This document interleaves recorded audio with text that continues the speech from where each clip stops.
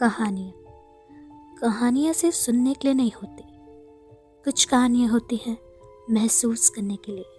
सो headphones लगा लीजिए, light of कीजिए और खुद को तैयार कीजिए। मैं हूँ आप सबके narrator Kaushiki Bhatt and welcome to the channel the horror by Kaushiki. Sukima Onna को the girl in the gap से भी जाना जाता है। हम सबके घरों में बहुत सी ऐसी छोटी छोटी दरारें होती हैं जिसके बीच में से एक धागा भी नहीं निकल सकता, स्पेशली दीवारों में। लेकिन क्या हो अगर मैं आपको ये बोलूं कि उन दरारों में से कोई 2400 घंटे आपको देखता है और आपका इंतज़ार करता है। इसकी शुरुआत होती है 25 साल के इसामो से, जो जापान के शहर ओसाका में रहा करता था।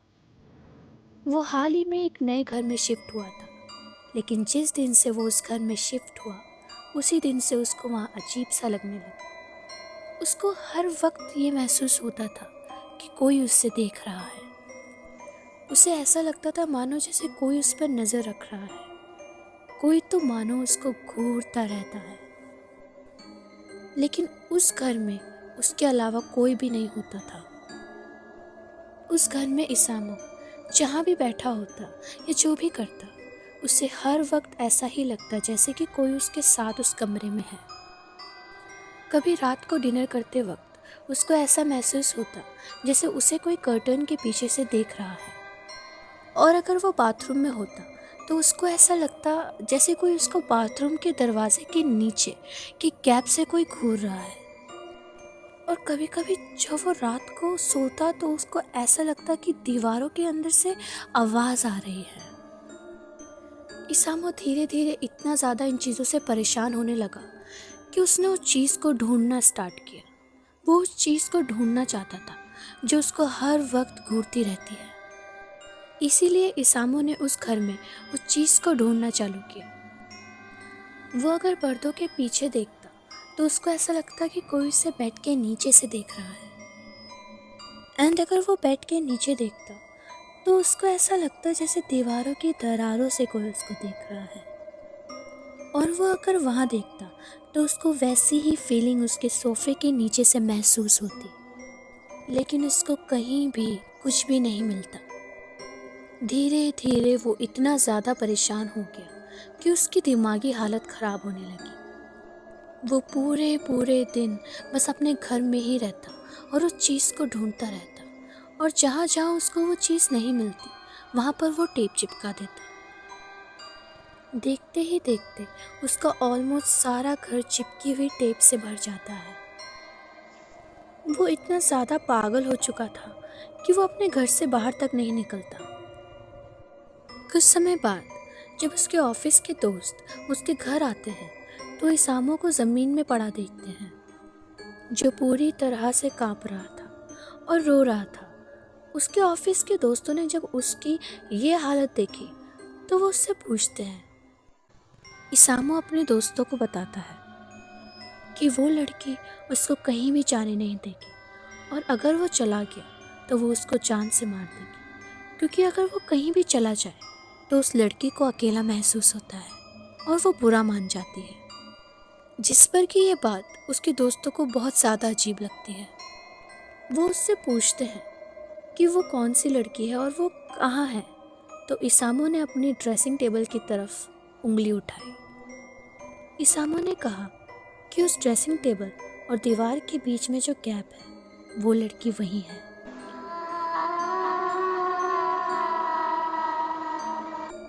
उसकी ये बात सुनकर उसके सारे दोस्त उसका डर ख़त्म करने के लिए उस गैप की तरफ जाते हैं। लेकिन जैसे ही उन्होंने उस गैप में नज़र मारी, उनका तो मानो खून ही सूख गया हो। उन्हें उस गैप के अंदर एक लड़की दिखाई देती है जिसने रेड कलर की एक ड्रेस पहनी थी और उसके बहुत लंबे लंबे बाल थे। वो उनको नज़र आती है। वो लड़की दिखने में बहुत ज़्यादा भयानक लग रही थी एंड वो देख सकते थे कि वो लड़की उस गैप से बाहर आ रही है। इतना होते ही इसामो के दोस्त इतना ज़्यादा डर जाते हैं कि वो इसामो को वहीं पर छोड़कर भाग जाते हैं। उस दिन के बाद से इसामो किसी को भी नहीं दिखा।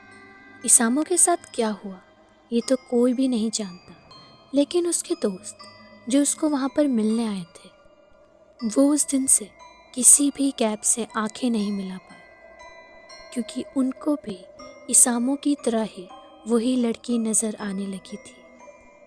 और कुछ महीनों के अंदर इसामो के दोस्त भी मिस्टीरियस तरीके से गायब हो गए। लेकिन जिस तरीके से इन लोगों ने उस लड़की को देखने का दावा किया था, सबको यही लगता था कि ये काम उसी लड़की का है। धीरे धीरे इसी तरीके के केस जापान में आने लगे, और सबसे बड़ा केस जो सबसे ज़्यादा मिस्टीरियस था वो ये था कि 19 साल की एक लड़की जिसका नाम हेरुको था, वो अपने हॉस्टल के कमरे में अकेली रहती थी। उसको डायरी लिखने का बहुत ज़्यादा शौक था एंड उसने अपनी डायरी में मेंशन किया था कि उसके कबर्ड और वॉल के बीच में जो गैप है वहाँ से उसको कोई देखता रहता है। पहले तो उसने इग्नोर किया, पर एक दिन उसने क्लियरली एक औरत का चेहरा देखा जो गैप के अंदर से मुस्कुराते हुए उसको देख रहा था। उस रात हेरुको अपने रूममेट को कॉल करती है। वो धीरे धीरे मेरे पास आ रही है। The gap is not enough anymore. She is coming. जिस पर कि उसकी दोस्त उसको जैसे तैसे दिलासा दे देती है। एंड अगली सुबह हेरुको अपने कमरे से गायब थी। सिर्फ उसकी डायरी और कबर्ड एकदम खुले मिले। उसके बाद से उसकी ऑफिशियली मिसिंग रिपोर्ट फील्ड है, but she was never found. लेकिन इससे भी ज़्यादा शॉकिंग चीज़ जो हुई थी वो ये थी कि उसके कमरे में एक नोट पाया गया था जिसमें लिखा था, thank you for the gap. So guys, ऐसे ही बहुत सारी स्टोरीज इस अर्बन लेजेंड के बारे में फेमस है। माना जाता है कि सुकीमा ओना एक ऐसी लड़की की आत्मा है जो लोगों के घरों के गैप में रहती है, और अगर किसी का उससे एक बार भी सामना हो जाए तो वो उसको अपने साथ एक ऐसे डायमेंशन में ले जाती है जहाँ से कभी कोई वापस नहीं आ सकता। सुकीमा ओना एक मॉडर्न अर्बन लेजेंड है। ये बाकी अर्बन लेजेंड्स जो बहुत पुराने टाइम से चले आ रहे हैं उनमें से नहीं है। इस लेजेंड का सबसे पहला स्ट्रॉन्ग मेंशन 1990 में जापान के ऑनलाइन चैनल पर मिला। लोग वहाँ पर अपने क्रीपी एक्सपीरियंस शेयर करते थे, और एक स्टोरी बार बार आने लगी कि एक औरत जो छोटे छोटे गैप में हाइड होकर आपको घूरती है। 2000 के बाद इसकी स्टोरीज ब्लॉग, मांगा और हॉरर शोज में आने लगी। एक जापानीज कॉमेडियन ने टीवी पर भी इस कैरेक्टर का जिक्र किया था, जिससे लोगों में क्यूरियोसिटी और ज़्यादा बढ़ने लगी। और देखते ही देखते यूट्यूब, रेडिट और टिकटॉक ने इसको ग्लोबली मशहूर कर दिया। लोग कहते हैं कि सुकीमा ओना का जिक्र सबसे पहले उन जगहों से शुरू हुआ जहां रात को अकेले रहना नॉर्मल था, जैसे हॉस्टल रूम्स, छोटे अपार्टमेंट और पुराने घर। सुकीमा ओना छोटी गैप में घुस सकती है। पहले वो दूर से देखती है, फिर हर दिन और ज़्यादा करीब आती है, और एक दिन वो तुम्हारे बिल्कुल करीब आ जाती है। लोगों का कहना ये भी है कि अगर आप एक बार उसको नोटिस कर लेते हैं तो उसकी प्रेजेंस आपको ज़िंदगी भर सताती है, अनटिल एंड अनलेस वो आपको अपने साथ ना ले जाए। वैसे तो सुकीमा ओना की हिस्ट्री जापान से जुड़ी है, और अब तक बाहर का ऑफिशियली कोई केस सामने नहीं आया। लेकिन अगर आपको भी अपने घर में कभी महसूस हो कि कोई आपको घूर रहा है, तो गैप से जितना हो सके दूर रहिए, क्योंकि क्या पता अगला केस जो सामने आए वो आपका हो। कुचिसाकी ओना एक रियल अर्बन लेजेंड। 1970 का वक्त था। जापान बहुत तेज़ी से डेवलप हो रहा था, लेकिन इसी बीच जापान में कुछ ऐसी घटनाएं हुई कि लोगों के आज भी रोंगटे खड़े हो जाते हैं। कुचिसाकी का खौफ इतना ज़्यादा था कि लोग अपने बच्चों को स्कूल तक नहीं भेजा करते थे। वो उनको खेलने भी नहीं जाने देते थे। लेकिन क्या है ये कुचिसाकी ओना की कहानी, और आखिर कब से इसकी एग्जिस्टेंस शुरू हुई, तो चलिए जानते हैं। कहा जाता है कि एक औरत है जिसकी आत्मा जापान की गलियों में भटकती रहती है। वो अपने चेहरे पर एक मास्क लगाकर घूमती है, जिसकी वजह से सिर्फ उसका आधा चेहरा ही दिखता है। वो अक्सर रास्ते से गुजरने वाले बच्चों से एक सवाल करती है, क्या मैं खूबसूरत हूँ? सुनने में ही कितना आसान सवाल लगता है। वो मासूम से बच्चे उसकी खूबसूरत आंखें देखकर अक्सर हाँ में ही जवाब दिया करते थे। जैसे ही वो हाँ में जवाब दिया करते थे, कुचिसाकी अपने चेहरे पर वो मास्क हटा दिया करती थी। कुचिसाकी का चेहरा बहुत ही खौफनाक तरीके से कटा हुआ था। उसकी स्माइल बहुत ही ज़्यादा अननेचुरल होती थी और इसकी वजह से वो और भी ज़्यादा भयानक दिखती थी। अपने इस चेहरे को दिखाने के बाद वो फिर से वही सवाल दोबारा पूछती है, क्या मैं खूबसूरत हूँ? इस चेहरे को देखकर अक्सर बच्चे डर जाया करते थे और वो जब हाँ में जवाब दिया करते थे तो कुचिसाकी अपनी बड़ी सी कैंची से उनका मुंह भी अपनी तरह ही काट डालती थी। बहुत ज़्यादा खून बहने की वजह से बच्चों की वहीं पर मौत हो जाती। लेकिन अगर वो बच्चे ना में जवाब देते तो वो औरत बिना कुछ सोचे समझे उसी कैंची से उनको मार डालती थी। लेकिन ये कुचिसाकी ओना कहाँ से आई थी?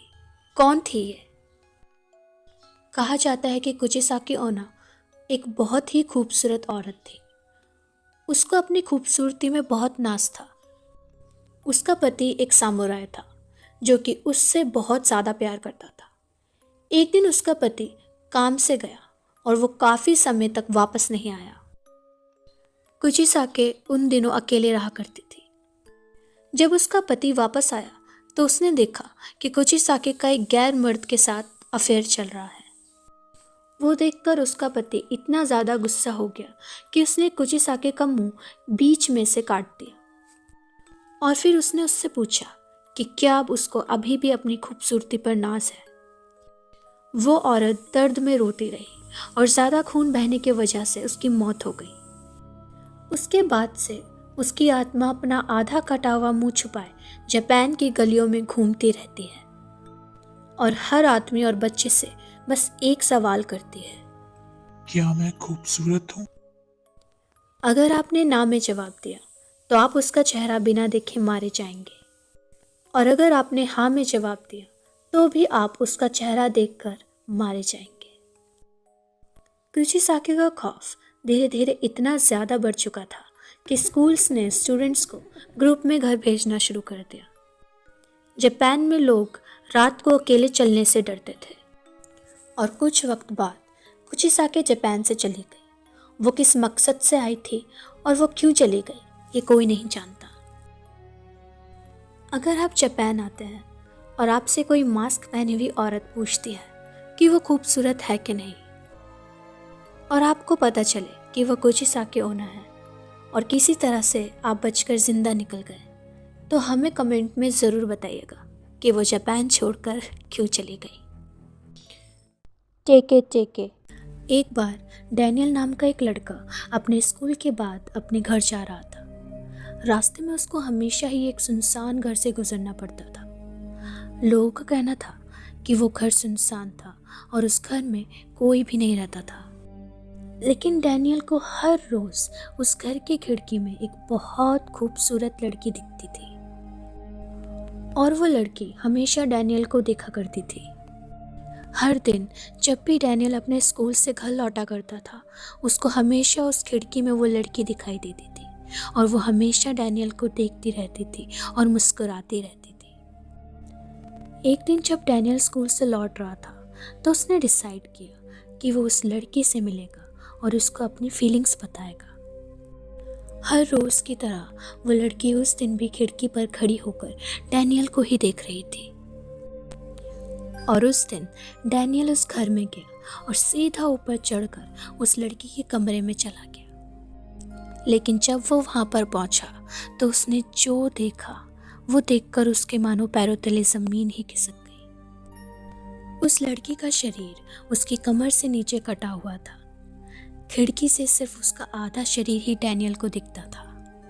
डैनियल वो देखकर इतना ज़्यादा डर जाता है कि वो भागना भूल गया और वो जहाँ पर खड़ा था वो वहीं पर जम जाता है। अंदर ही अंदर उसको महसूस हो गया था कि भागने में बहुत ज़्यादा देर हो चुकी है। डैनियल कुछ भी कर पाता, कुछ भी सोच पाता, इतने में वो लड़की अपने हाथों के सहारे भागते हुए तेजी से डैनियल के पास चली जाती है और वो एक बहुत ही डरावनी आवाज़ में डैनियल से पूछती है, मेरा आधा शरीर कहाँ पर है? डैनियल वहीं पर खड़ा था। वो इतना ज़्यादा सदमे में था कि वो कुछ भी बोल नहीं पाया और इतना होते के साथ ही वो लड़की डैनियल को भी बीच में से काट डालती है। डैनियल की तरह ही ऐसे बहुत से केसेस 90s के टाइम में जापान में देखने को मिले।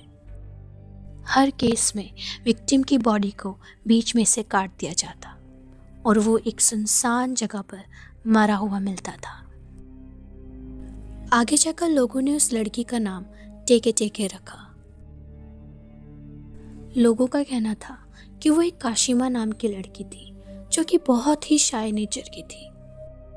उसे लोगों से बात करने में बहुत ज़्यादा शर्म महसूस होती थी, जिस वजह से वो बहुत ज़्यादा चुप रहती और लोग अक्सर उसका मजाक बनाया करते थे। एक दिन जब वो स्कूल से घर जा रही थी तो कुछ लड़कों ने उसको मजाक मजाक में रेलवे क्रॉसिंग पर धक्का दे दिया और वो वहाँ से चले गए। रेलवे क्रॉसिंग पर गिरते ही काशिमा का पैर वहीं फंस गया और अचानक से वहाँ तेजी से एक ट्रेन आई और उसने काशिमा को 2 टुकड़ों में काट दिया। इतना सब होने के बाद भी काशिमा बहुत वक्त तक वहाँ पर जिंदा थी और दर्द के मारे चिल्ला रही थी, लेकिन उसकी आवाज़ सुनने के लिए वहाँ पर कोई नहीं था।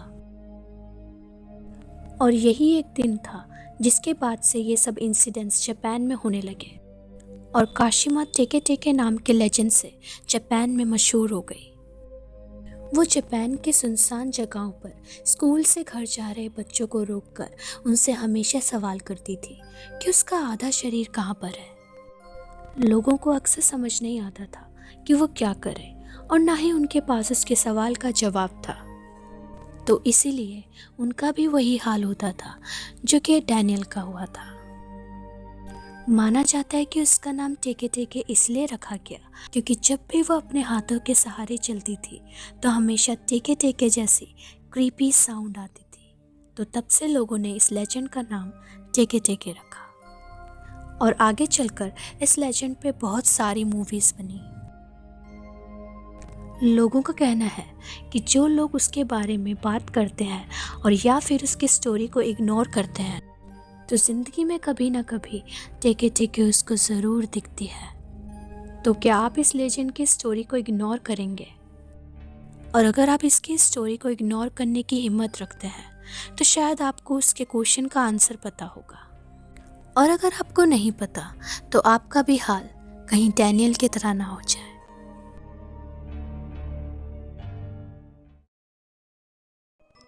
Acai Ono, the red woman. कहते हैं हर शहर के अंदर एक ऐसी कहानी छुपी होती है जो लोग भूल जाना चाहते हैं, लेकिन कभी कभी कुछ चीज़ें हमारी ज़िंदगी में ऐसी हो जाती हैं जिसको हम भुला नहीं पाते। आज की कहानी भी कुछ ऐसी ही है। ये कहानी है जापान में रहने वाले लड़के ओनाकी की। ओनाकी की ज़िंदगी काफ़ी ज़्यादा नॉर्मल थी। सुबह कॉलेज और शाम लाइब्रेरी में निकल जाती थी और रात कंप्यूटर गेमिंग में गुजर जाती थी। लेकिन 21 अक्टूबर एक ऐसी रात जिसने ओनाकी की ज़िंदगी बदल कर रख दी। ओनाकी अक्सर कॉलेज से सीधा लाइब्रेरी में जाकर पढ़ा करता था। उस दिन ओनाकी काफ़ी ज़्यादा थक चुका था, इसलिए उसकी आँख लाइब्रेरी में ही लग जाती है, और जब उसकी आँख खुलती है और वो वक्त देखता है तो रात के 12:30 बज रहे होते हैं। ओनाकी कभी भी इतनी देर रात अपने घर से बाहर नहीं रहता था।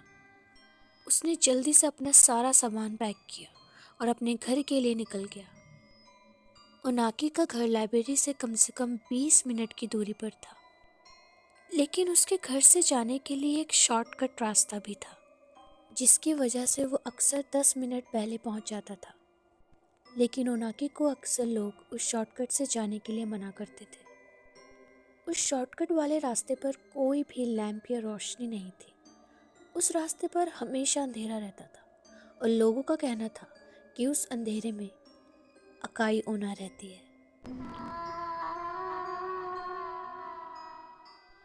अकाई ओना एक जापान का मिस्टीरियस अर्बन लेजेंड था। कहते हैं कि बहुत से लोगों ने रात के अंधेरे में एक रेड ड्रेस में एक लड़की को देखा है, और उस लड़की की तरफ अगर कोई भी एक बार भी देख ले तो वह लड़की उस इंसान के पीछे पड़ जाती है, और अंत में या तो वो इंसान गायब हो जाता है और या फिर वो मरा हुआ पाया जाता है। ओनाकी अकाई ओना को बस एक हॉरर लेजेंड मानता था, और तो और वो पहले भी कई बार उस शॉर्टकट से घर गया था, लेकिन उसको कभी भी ऐसा कुछ महसूस नहीं हुआ। पर ये पहली बार था जब ओनाकी को घर जाने में इतनी ज़्यादा देर हो चुकी थी। ओनाकी को बहुत ज़्यादा नींद आ रही थी और वो बिना कुछ सोचे समझे उस शॉर्टकट वाले रास्ते पे चलने लग जाता है।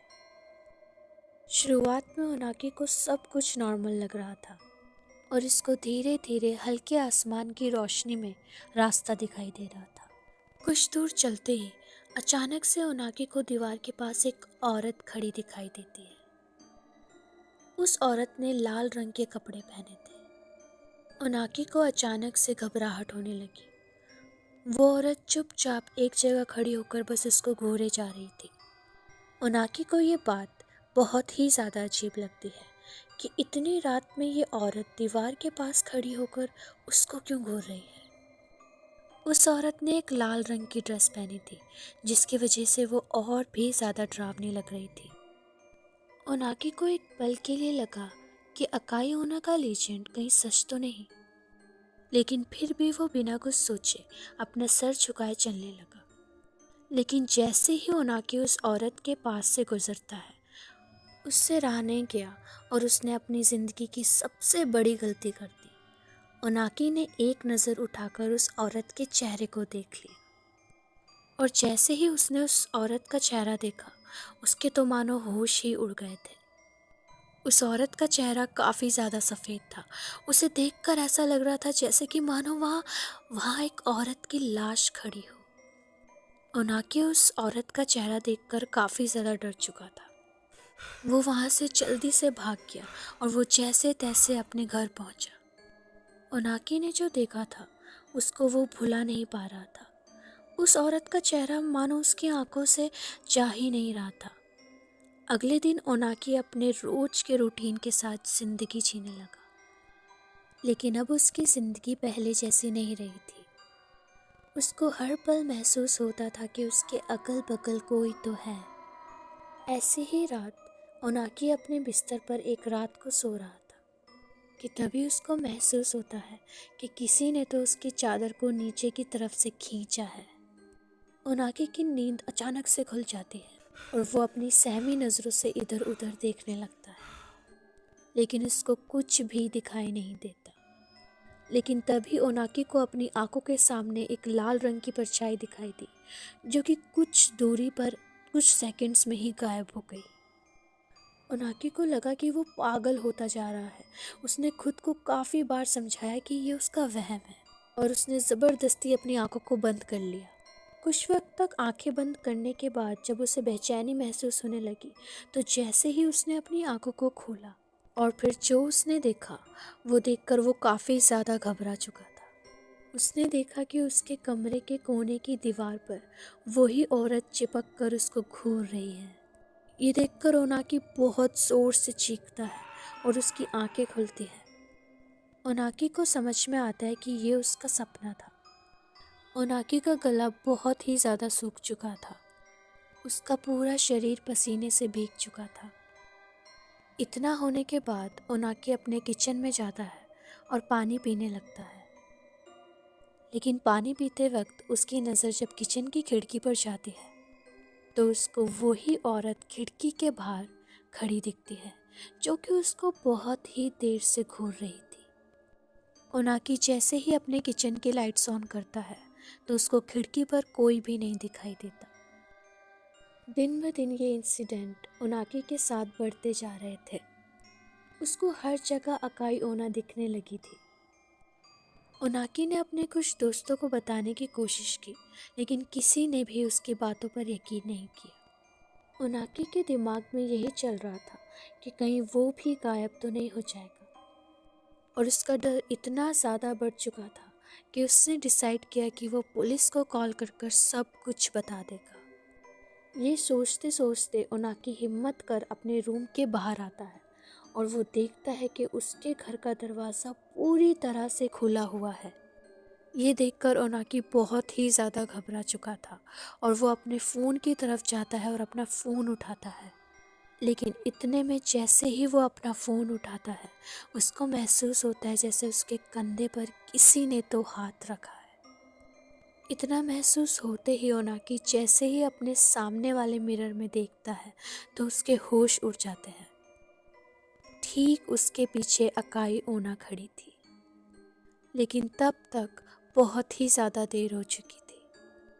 अगली सुबह ओनाकी अपने घर से लापता था और उस दिन के बाद वो आज तक किसी को भी नहीं दिखाई दिया। ऐसे ही बहुत सारे केसेस जापान में होने लगे थे, लेकिन आखिर ये अकाई ओना कौन थी और ये कहाँ से आई थी? कहा जाता है जापान के एक शहर में एक लड़की रहा करती थी जिसका नाम अकाई ओना था। वो बहुत ही ज़्यादा खूबसूरत लड़की थी। अकाई ओना की एक बहुत ही पसंदीदा ड्रेस थी। उसको एक रेड कलर की ड्रेस बहुत ही ज़्यादा पसंद थी जिसको वो ज़्यादातर पहना करती थी। अकाई ओना अपने लवर के साथ रहा करती थी, लेकिन वो उसके साथ अच्छा बर्ताव नहीं करता था।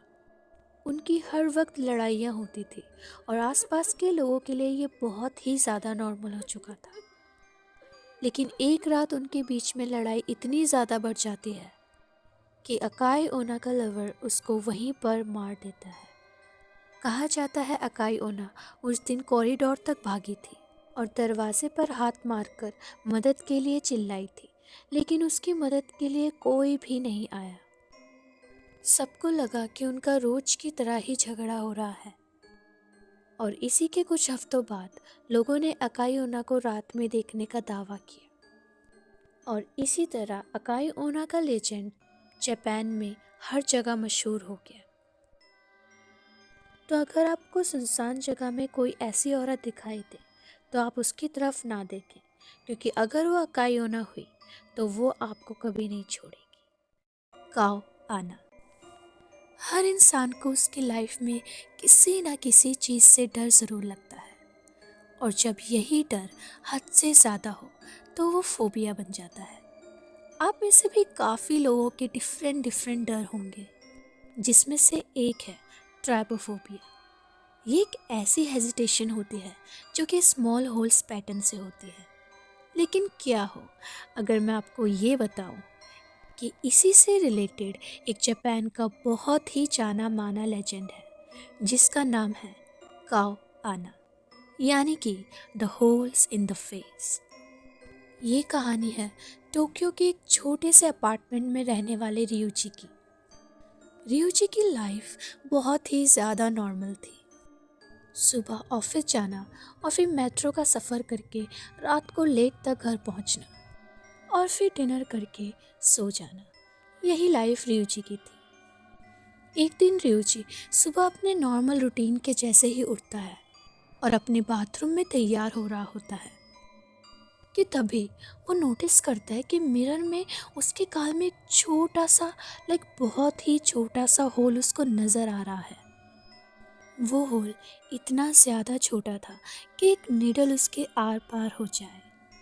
एक पल को रियूची को ये बात बहुत ही ज़्यादा अजीब लगती है, लेकिन जब रियूची अपने हाथ से अपने गाल को छूता है तो उसको उस वक्त कुछ भी फील नहीं होता। उसने सोचा कि शायद ये कोई पिंपल का मार्क होगा जो बहुत ही कम विजिबल है। ज़्यादा ना सोचकर वो ऑफिस चला जाता है। ऑफिस से घर आने के बाद रियोजी नॉर्मली अपना डिनर करने के बाद सो जाता है। अगली सुबह रियोजी दोबारा से रेडी हो रहा होता है तो उसको फिर से मिरर में अपने गाल पर वही होल नज़र आता है, लेकिन इस बार वो होल पहले से ज़्यादा बड़ा था। और सबसे अजीब बात तो ये थी कि वो होल बिल्कुल ब्लैक था और रियोची जब अपने हाथ से उसको छूता तो उसको सब कुछ नॉर्मल लगता, लेकिन मिरर में वो होल साफ साफ विजिबल था। रियोची उस वक्त तक काफ़ी ज़्यादा पैनिक हो जाता है और वो डॉक्टर के पास जाता है। डॉक्टर रियोची का स्किन टेस्ट एंड स्कैन करते हैं, लेकिन सब कुछ नॉर्मल था। डॉक्टर्स का कहना था कि ये सब सिर्फ रियोची की इमेजिनेशन है और उसको रेस्ट की ज़रूरत है। इसके बाद रियोची नॉर्मल अपना रूटीन फॉलो करता है और वो ऑफिस जाता है। लेकिन जब रियोची अपने ऑफिस की लिफ्ट में होता है तो उसको लिफ्ट के स्टील के डोर में वही होल और भी ज़्यादा बड़ा दिखने लगता है, जो देखने के बाद रियोची काफ़ी ज़्यादा डर जाता है और जैसे तैसे काम ख़त्म करते ही वो अपने घर आ जाता है। धीरे धीरे रियोची की लाइफ में ये इंसिडेंट्स बढ़ने लगते हैं और उसको अपने रिफ्लेक्शन में आए दिन होल्स दिखने लगते हैं, जो कि धीरे धीरे उसके बॉडी में फैल रहे थे। मेट्रो के क्लास में, ऑफिस के वॉशरूम में, इवन रियोची को हर जगह बस यही सब दिख रहा था। इन सब के चलते रियोची अपने आप को मिरर में देखना ही बंद कर देता है। एक दिन रियोची रात को सो रहा होता है और वो खुद को सपने में देखता है, जहाँ पर वो उसी मिरर के आगे खड़ा है और उसकी पूरी बॉडी में वही ब्लैक कलर्स के होल हैं। वो खुद को देखकर साफ साफ महसूस कर सकता था कि वो अंदर से खाली हो रहा है। रियोची ये सब देख ही रहा था कि उसको एकदम से अपनी पूरी की पूरी बॉडी में सेंसेशंस होती हैं। रियोची एकदम से नींद से उठता है। उसको कुछ भी समझ में नहीं आ रहा था कि उसके साथ ये चल क्या रहा है। रियोची अपने आसपास से काफ़ी लोगों को ये पूछता है, ये सब बताने की कोशिश करता है, लेकिन कोई भी उसकी बात पर यकीन नहीं करता। थक हार कर एक दिन रियोची इंटरनेट पर सर्च करने की सोचता है और उसको एक पुराने जापानीज फोरम में एक नाम दिखता है, काओ आना। उस फोरम के अकॉर्डिंग अगर आप किसी के चेहरे पर होल देखते हो और फिर खुद को आपने मिरर में देख लिया तो आप भी काओ आना के कर्ज से जुड़ जाएंगे। और ये पढ़ने के बाद रियोची को याद आता है कि उसने कुछ दिन पहले ही ऑफिस के वॉशरूम में एक लड़के के चेहरे पर एग्जैक्ट यही होल देखा था। उस लड़की का चेहरा बहुत ही ज़्यादा थका हुआ था और जैसे ही वो लड़का वहाँ से जाता है रियोची खुद को मिरर में देख लेता है और शायद यही उसकी बहुत बड़ी गलती थी। ये सब जानने के बाद रियोची का डर और भी ज़्यादा बढ़ चुका था और धीरे धीरे उसकी मानसिक स्थिति भी खराब होने लगी थी। रियोची पागलों की तरह ही अपने अपार्टमेंट के अंदर बस बैठा रहता और धीरे धीरे अब उसको लगने लगा था कि वो अब खुद भी अपनी बॉडी पर वो होल्स को महसूस कर सकता है। वो जब जब अपने फेस पर या कहीं भी अपनी उंगली से चेक करता तो उसको अपनी उंगली और अंदर की तरफ जाती हुई महसूस होती। रियोची अब ऑफिस भी नहीं जाता था, बस अपने अपार्टमेंट में ही रहता था। रियोची का डर इतना ज़्यादा बढ़ चुका था कि उसने अपने पूरे घर के शीशे, खिड़कियाँ, सब कुछ कवर कर लिया था।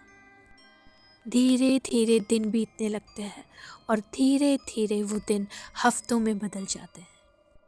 रियोची के अपार्टमेंट के आसपास के लोगों को रियोची के अपार्टमेंट से बहुत ही गंदी स्मेल आने लगी थी और इसी के चलते लोगों ने पुलिस को कंप्लेन करी।